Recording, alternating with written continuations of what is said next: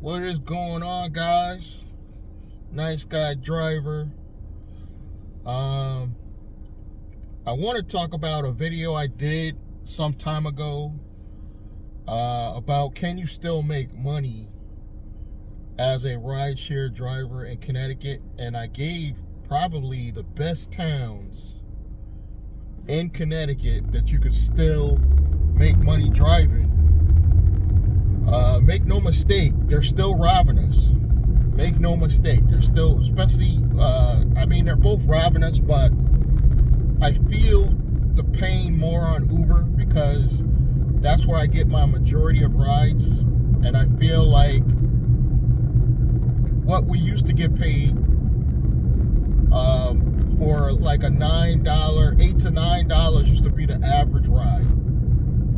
Now what I feel like is going on is the average ride is only like $4 to $5. So they literally cut our pay in half, but there's still some towns in Connecticut that are so busy, you will still make your quota.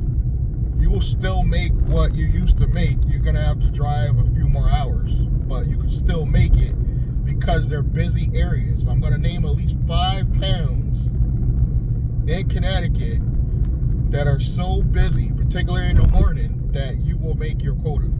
My quota is only $120 a day.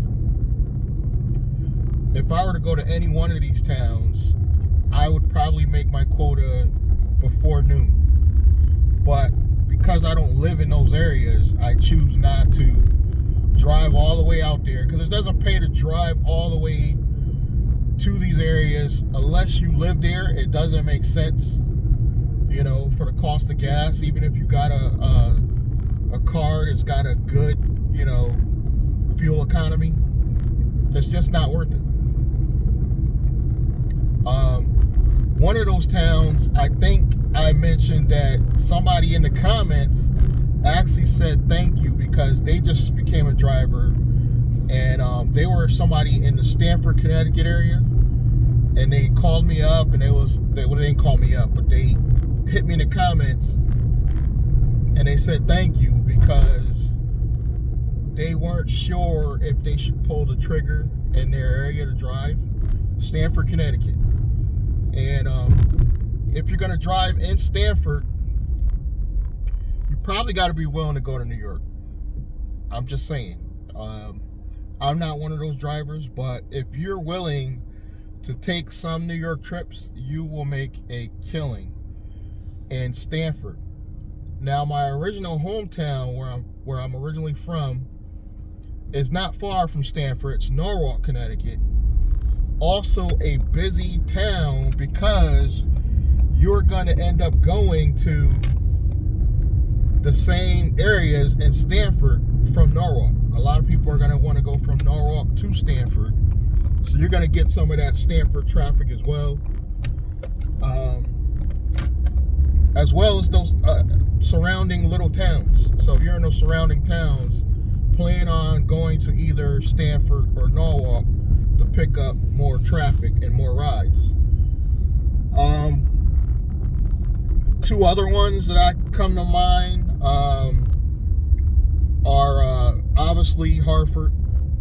If you wake up in the morning and you already live in Hartford and you don't mind Hartford traffic, you're gonna make some decent money.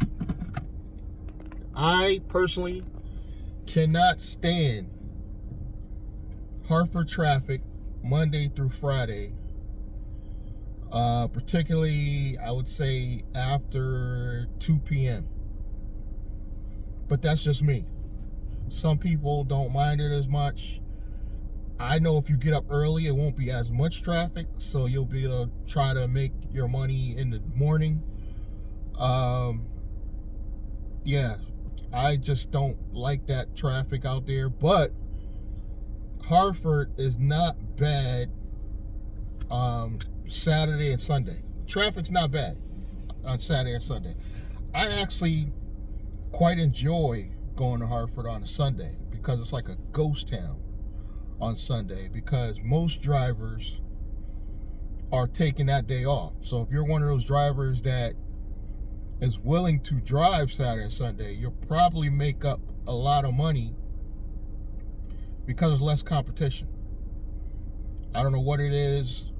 Most drivers want to take off Saturday and Sunday, probably because those are the slower days. Another one, New Haven. Again, I can't deal with the traffic. But if you wake up, you could probably turn your app on from your house. Any of the surrounding areas of New Haven, that includes West Haven, any of the surrounding areas, you're going to make money. Branford, all those towns around it, you're going to make money. Probably your quota. I don't know what that is, but you're probably going to make your quota before afternoon if you start early enough. I think if you wake up into these towns, you should be starting your day probably like 5 in the morning. 5, probably 6 at the latest. I start closer to 5-ish, 6-ish. But if you get up and you're out the door at 5, you're gonna make your money before noon. So we got Stanford, Norwalk, Hartford, New Haven, and of course, one of my old favorites, Bridgeport, Connecticut. Again, the traffic, but I mean, if you wake up and you already live out there, it's probably not going to bother you. You're going to make money. Those are probably the top 5 that I could think of. There are honorable mentions, I'll call them. Danbury, Connecticut. You're going to have to drive to not New York City, but New York State. Danbury is closer to like White Plains, Carmel, New York, Brewster, New York. So it's that part of New York. If you're willing to go back and forth, you'll be able to make quite a bit of money in Danbury, in the general Danbury area. So that includes like Bethel and some surrounding towns. And you may get a ride from Danbury to Norwalk, which is about 30 minutes. Or if you don't mind driving from Danbury to Norwalk, you're going to make decent money there and any of the back road towns. What's another honorable mention? One day I went out to these smaller towns, Wallingford. They have no drivers. These are honorable mentions. Bristol, Connecticut, smaller town, but if you wake up early enough, you will get all the rides. They have no drivers. I think they only get drivers from New Britain. So if you wake up and you're already in Bristol, you could probably knock your quota out early morning. So something to think about. You can still make it okay money, but keep in mind you are going to have to drive longer because Uber and Lyft are getting us on the dollar per ride, situation. You got to maximize your quests, your challenges, whatever they call them, your bells and whistles. The bells and whistles, I call them, they help a little. They do help. Particularly Lyft. Lyft, if you chill, here's a strategy. Don't drive for Lyft for at least a week. Just drive for Uber. Wait a week. Usually Lyft in Connecticut will give you a big offer just because you haven't been driving on the platform for a while. And then you could shut off Uber for that week and just focus on getting your challenge done on Lyft. One that I got recently was, it might not be that big of a deal to you, but it was like 30 rides for like $90. That wasn't bad. Today I got one, 40 rides for like $80. So I'm starting to like Lyft a little bit better than Uber just for that reason. The quests on Uber just suck nowadays. They really suck. And if you miss one, let's say you don't make it, I thought they were supposed to get better. No, sometimes they're still just as bad. So something to keep in mind. It's a little strategy there. Just leave Lyft. Well, this is in my area. I can't even tell you to leave Lyft alone because it's so busy in certain areas. You gotta like judge it for yourself. But where I am, Uber is the dominant, but Lyft gives the better challenges when you chill off the platform for about a week. My neighbor said a week and a half. He chilled off Lyft for a week and a half, and he got a huge offer. I forgot what he said it was. Probably like closer to $100 for 30, 40 rides. I forget what it was. So something to think about. But the money's still out there, but it's just unfortunate that these rideshare companies have to dwindle the driver earnings because it could be a win-win for everybody. Uber makes so much money, guys.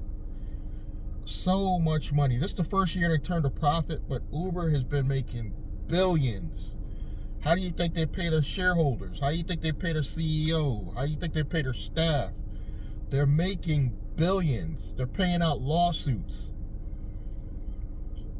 If they just paid the drivers better, they would eliminate the lawsuits, and they would make a profit. They probably would have made a profit sooner. Drivers would be happy. They'll be less likely to hate Dara for that, but I can't make these guys run their company properly. It's really unfortunate because billions of dollars, guys. And they increased the rider pay. So, I mean, not the rider pay. They increased the rider costs. So the passengers' costs went up, but that's not trickling down to the driver necessarily. So tip your driver, guys. If you're a passenger and you're watching this video, tip your driver at least $1. If every passenger tipped their driver, that would mean for every 30 rides, I get an additional $30 without a quest. Think about that. I do about, on average, 30 to 40 rides a week. I'm only part-time. But if every single passenger gave me just $1, that would be an additional $30 to $40. Just tip your driver. Just tip your driver $1. It's that simple. And of course, there's going to be people that tip better.